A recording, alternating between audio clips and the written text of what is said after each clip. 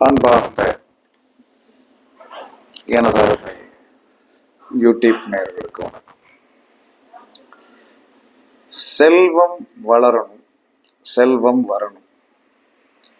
அப்ப செல்வம் வளர நாம் என்ன மாதிரியான ஒரு சின்ன மந்திரத்தை ரெகுலரா சொல்லணும். அது யாரு வேணாலும் சொல்லலாம். கோயிலுக்கு போய் தான் சொல்லணுங்கிற அவசியம் கிடையவே கிடையாது.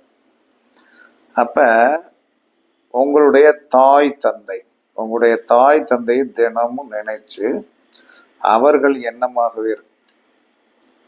பெற்றவர்கள் என்பது 2 கண் மாதிரி. அப்ப தாய் தந்தையை தினம் நினைத்து அவர்கள் எண்ணமாகவே கண்டிப்பாக இருக்கணும். அப்படி ஒரு மனோநிலையை வகுத்துக்கணும். எல்லாம் அம்மா அப்பா உடைய கடாட்சம் தான். அப்ப ஒரு மனிதன் என்ன சொல்றான்னா தினமும் என்ன மந்திரம் சொல்லணும்னா, ஓம் அறிவோம் அம்மையப்பா துணை, ஓம் அறிவோம் அம்மையப்பா துணை, ஓம் அறிவோம் அம்மையப்பா துணை, ஓம் அறிவோம் அம்மையப்பா துணை அப்படின்னு சொல்லி டெய்லி ஒரு 108 தடவை நிதானமாக ஓம் அறிவோம் அம்மையப்பா துணை, ஓம் அறிவோம் அம்மையப்பா துணை என்று சொல்லக்கூடிய மந்திரத்தை ரெகுலரா சொல்லணும். அப்படி சொல்லி வர வர வர வர வர என்ன சொல்றான்னா கர்மா குறையும். இந்த உலகத்தில் எதற்காக சொன்னாங்க? அன்னையும் பிதாவும் முன்னறி தெய்வம் அப்படின்னு சொன்னதுக்கு காரணமே அதுதான். அன்னையும் பிதாவும் முன்னறி தெய்வம். அப்ப ஓம் அறிவோம் அம்மையப்பா துணை என்று சொல்லக்கூடிய மந்திரத்தை தினமும் 108 தடவை என்ன செய்யணும்? எந்திரிச்ச உடனே பெட்லயே உட்காந்துக்கலாம். இல்லை பெட்ல இருந்து கீழே இறங்கி துண்டை போட்டு கிழக்க வாத்து உட்காந்து அல்லது வடக்க வாத்து உட்காந்து ஓம் அறிவோம் அம்மையப்பா துணை, ஓம் அறிவோம் அம்மையப்பா துணை என்று சொல்லக்கூடிய மந்திரத்தை டெய்லி சொல்லி வர கண்டிப்பாக பணத்தடை நீங்கிடும். இது அனுபவத்தில் கண்ட ஒரு முறை. ஏன்னா வேற யாருமே தெய்வம் குரு தெய்வம் எல்லாம் அடுத்த பார்ட்டு தான். குரு தெய்வம் எல்லாம் அடுத்த பார்ட்டு. இவங்க 2 பேரும் மீறி என்ன சொல்றான்னா நமக்கு உயிர் கொடுத்து நம்மளை பிறக்க வச்சவங்க, உயிர் கொடுத்து பிறக்க வச்சவங்க. அப்ப இந்த உயிர் கொடுத்து பிறக்க வச்சவங்களை என்ன சொல்றேன்னா தினமும் 108 முறை ஓம் அறிவோம் அம்மையப்பா, உயிரோடு இருந்தாலும் உயிரோடு இல்லாவிட்டாலும் ஓம் அறிவோம் அம்மையப்பா துணை என்று நீங்கள் எப்பயுமே நினைத்து சொல்ல சொல்ல சொல்ல சொல்ல பொருளாதார முன்னேற்றம் அடைவீர்கள். உங்களுடைய கர்ம வினை தீரும். என்ன காரணம்? ஏன் இந்த மந்திரத்தை சொல்லணும்? ஒரு காரணம் எல்லா மனிதனும் கேட்பீங்க இல்லையா? திதிசூனியம் இல்லாத ராசி, திதிசூனியம் இல்லாத ஒன்று எது என்று சொன்னால் அமாவாசையும் பௌர்ணமி தான். திதிசூனியம் என்பது இல்லை என்பதற்கு இன்னைக்கு வரைக்கும் இல்லைதான். அதுக்கடுத்து புதிதாக ஜோதிடத்தில் வந்தவர்கள் கடகம் சிம்மம் என்ன சொல்லலாம்னா அமாவாசையில் கடகம் பாதிக்கும் என்று சொல்லி, பௌர்ணமியில் சிம்மம் பாதிக்கும் என்று சொல்லி என்ன சொல்ல எல்லாமே ஒரு கணக்கு. இது இவங்க போட்ட ஒரு ரிசர்ச். அது எந்த அளவுக்கு உண்மை என்பது நமக்கு தெரியாது. ஆனால் ஆதி காலத்தில் அவர்கள் சொன்னது என்ன சொன்ன, திதிசூனியம் என்பது அமாவாசைக்கு பௌர்ணமிக்கு கிடையாது. அதுல எந்த மாற்று கருத்தும் கிடையாது. அதை நீங்கள் கவலைப்பட வேண்டிய அவசியம் கிடையாது. அதனாலதான் என்ன சொல்றான்னா அமாவாசை விரதமும் பௌர்ணமி விரதமும் பொருளாதாரத்தை என்ன செய்யும்? வளர்த்து கொடுக்கும். அமாவாசை என்று என்ன சொல்றான்னா உங்களுடைய குலதெய்வம் ஆண் தெய்வமாக இருந்தால் அங்கே போவது நல்லது. அன்னைக்கு வீடு லீவ் போட்டணும். இப்ப யாரும் அதெல்லாம் நடத்துறதெல்லாம் கிடையாது. அதே சமயத்தில் என்ன சொன்னா, உங்க குலதெய்வம் பெண் தெய்வமாக இருந்தால் பௌர்ணமி அன்னைக்கு போயிட்டு வாங்க. நீங்கள் இதை தொடர்ச்சியாக கண்டினியூ பண்ணுங்க. அமாவாசைன்னா அது ஆண் தெய்வமா இருந்தால் அமாவாசையில போயிருங்க. பெண் தெய்வமாக இருந்தாலும் என்ன சொன்னா பௌர்ணமியில போங்க. இதை யார் ஒருவர் தொடர்ச்சியாக கடைபிடிக்கிறார்களோ, குலதெய்வம் இல்லாதவர்களுக்கு என்ன சொல்லணும்னா இங்க பேச்சு கிடையாது. ஏன்னா என்ன சொன்னா குலதெய்வம் இல்லாத அது உங்களுடைய கர்ம வினை. அப்ப குலதெய்வம் இல்லாதவர்கள் என்ன செய்வாங்கன்னா என்ன சொன்னா முருகனை பிடிப்பாங்க. இதுதான் வழி வழியா நடந்துட்டு வருது. அப்ப இந்த அமாவாசை பௌர்ணமி என்பது பொருளாதாரத்தை வலிமைப்படுத்தக்கூடியது. அதுக்கடுத்து இது இப்ப இந்த தை அமாவாசை நேற்று திருக்கடையூர்ல பாத்தீங்கன்னா 2 லட்சம் பேர் கூடியிருப்பான். திருக்கடையூர்ல 2 லட்சம் பேர் கூடியிருப்பான். என்ன காரணம்? அதாவது ஒரு திதியவே மாற்றிய இடம் திருக்கடையூர். அன்னைக்கு தான் அபிராமிப்பட்டர் என்ன சொன்னான்னு அந்த பாட்டை எழுதினார். 100 பாட்டு அழகா எழுதினார். அதுல இல்லாத ஒரு எதுவுமே கிடையாது. நீங்க 100 பாட்டை பார்த்தீங்கன்னா உங்களுக்கு என்னென்ன வேணுமோ அதை என்ன சார் ரெகுலரா பாராயணம் பண்ணணும். நம்ம ரெகுலரா பாராயணம் பண்ணுவதற்கு எல்லாரும் ரெடியா இருந்து இப்ப அந்த வீடியோவை பார்த்துட்டு எல்லாருமே அபிராமிப்பட்டர் பாடிய அந்த 100 பாட்டுகளை என்ன சொன்னீங்க எல்லாம் நெட்ல டவுன்லோட் பண்ணி எல்லாம் வச்சுக்கிட்டீங்கன்னா ஒவ்வொன்றுக்கும் ஒரு விளக்கம் கொடுத்து இந்த பாட்டை பாடினால் என்னென்ன நடக்கும் அப்படின்னு சொல்லியிருக்கு. ஆனால் எல்லா மனிதரும் எதிர்பார்க்கக்கூடியது என்ன சொல்றான்னா ஒரு குறிப்பிட்ட காலம் ஒரு இதை கரெக்டா ஃபாலோ பண்றோம். ஆனால் நமக்கு தேவைகள் உண்மையாவே நம்மளுடைய தேவைகள் சீக்கிரமாக நிறைவேறலன்னு நினைச்சா டிஸ்கண்டினியூ ஆயிரும். இதுதான் நம்மளுடைய அதுதான் மனிதம் மனம் என்பது ஒரு குரங்கு அப்படின்னா அந்த குரங்கு என்ன செய்யுது? நம்மளை பிடிக்க விடாது. ஏன்னா பிடிச்சா நீங்க ஜெயிச்சிருவீங்க இல்லையா? அப்ப அந்த திருக்கடையூர்ல திதியை என்ன சொன்னா அமாவாசை பௌர்ணமி ஆக்கிய நாள் தான் தை அமாவாசை. அதுல அபிராமிப்பட்டர் என்ன சொன்னான்னா ஜெயித்தார். அவர் எழுதிய பாட்டு தான் அந்த 100 அபிராமி அந்தாதி அப்படிங்கிற பாட்டு. அதனால எந்த ஒரு மனிதனும் நீங்கள் பொருளாதாரத்தில் உங்களுடைய திதி உங்களுக்கு சிறப்பாக செயல்பட வேண்டும் என்று சொன்னால் நீங்கள் ஒரு அமாவாசைக்குனாலும் ஏதாவது ஒரு அமாவாசை தை அமாவாசையில போனால் அங்கே கூட்டம் அதிகமாக இருக்கும், உங்களால் சாதிக்க முடியாது. சாதாரண அமாவாசையில் நான் திருக்கடையூர் போயிட்டு வாங்க, உங்களுடைய திதி கண்டிப்பாக வேலை செய்யும். இது உண்மை. அதற்கடுத்து கோவிலுக்கு சென்றாலும் செல்லாவிட்டாலும் அம்மா அப்பாவை தான் நீங்க முதல்ல தெய்வமா நினைக்கணும்.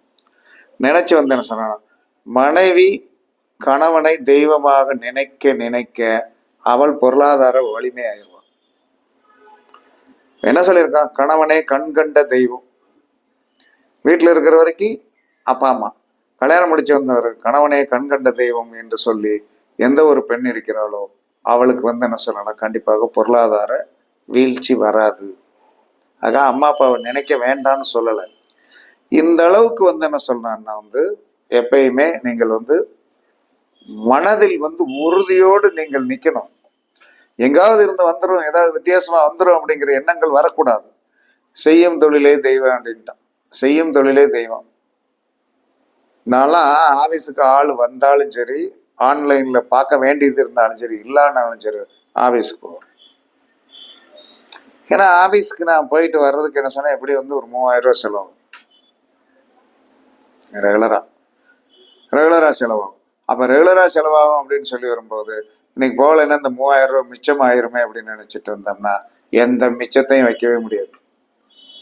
அதெல்லாம் நடக்காது. என்ன காரணம்னா நம்ம நினைக்க இதை குறைச்சா அது நடக்குமா? அதுக்குள்ள அப்ப டீசல் போடணும், டிரைவருக்கு பேட்டா கொடுக்கணும்.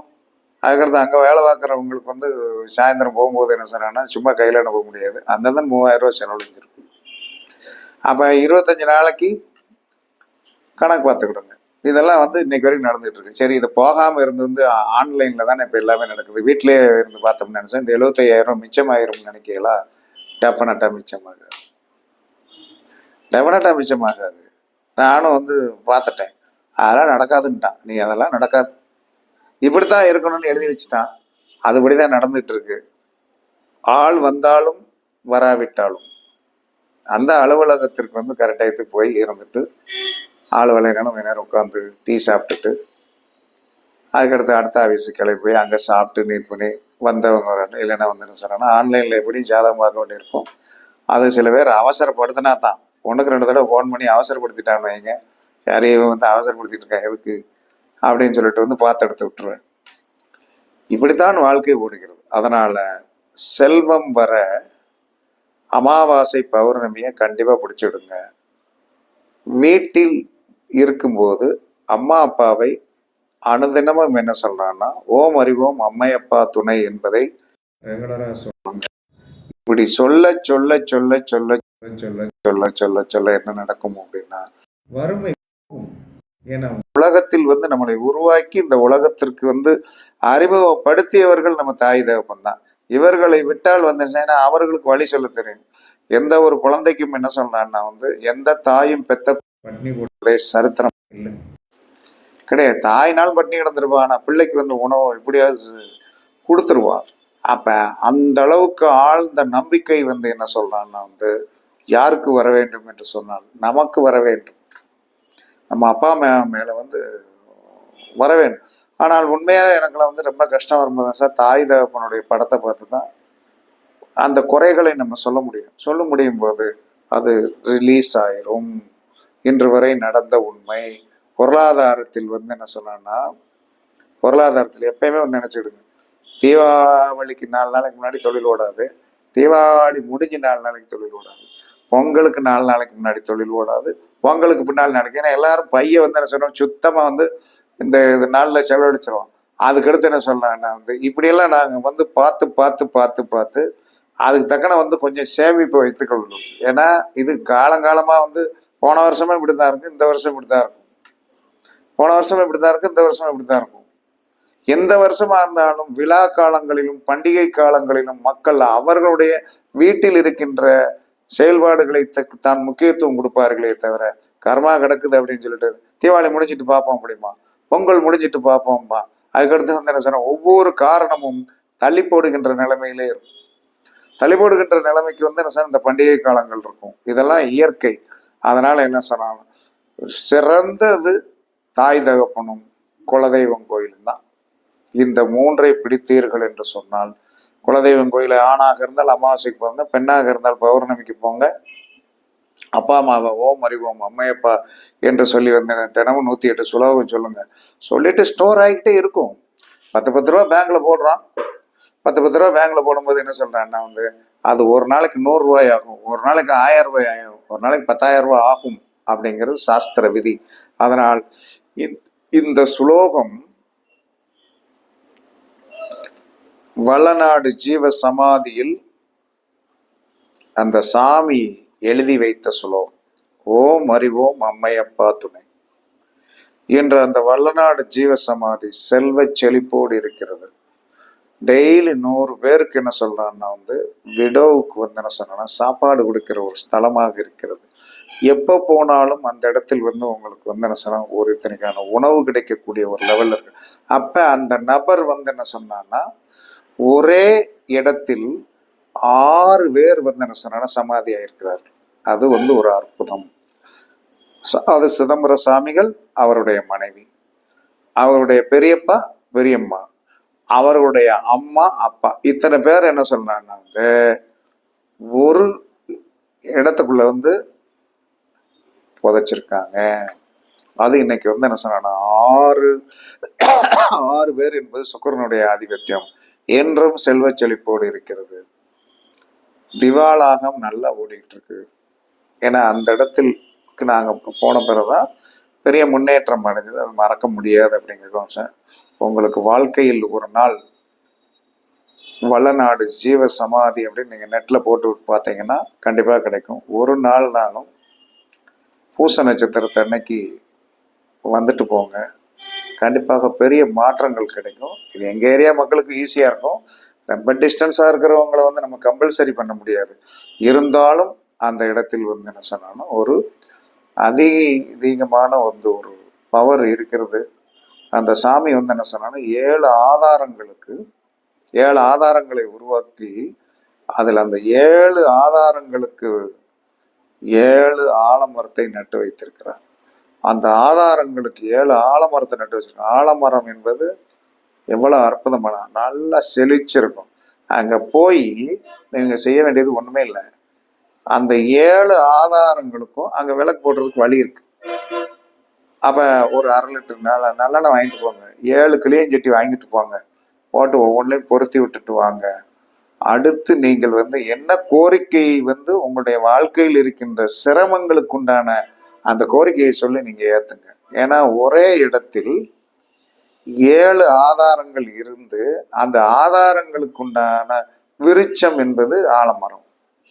அதை நட்டு வைத்திருக்கிற காரணத்தினால் அது செழித்திருக்குது. அந்த இடத்துல அதுக்குண்டான வழிமுறைகள்லாம் நல்லா வச்சிருக்காங்க. பொருத்திட்டு வந்தீங்கன்னா நீங்களும் சிறப்பாக வாழ்வீர்கள் என்பது எனக்கு தெரிந்த உண்மை. பரிசித்து பாருங்கள், வெற்றி பெறுங்கள் என்று கூறி உங்களிடமிருந்து விடைபெறுவது சிபிபாறை ஜோதிடர் சாதிராகும் ஜெயபாலாஜி. சுகமே சூழ்க, சுகமே சூழ்க, வாழ்க வளமுடன், வாழ்க வளமுடன். வணக்கம், வணக்கம், வணக்கம்.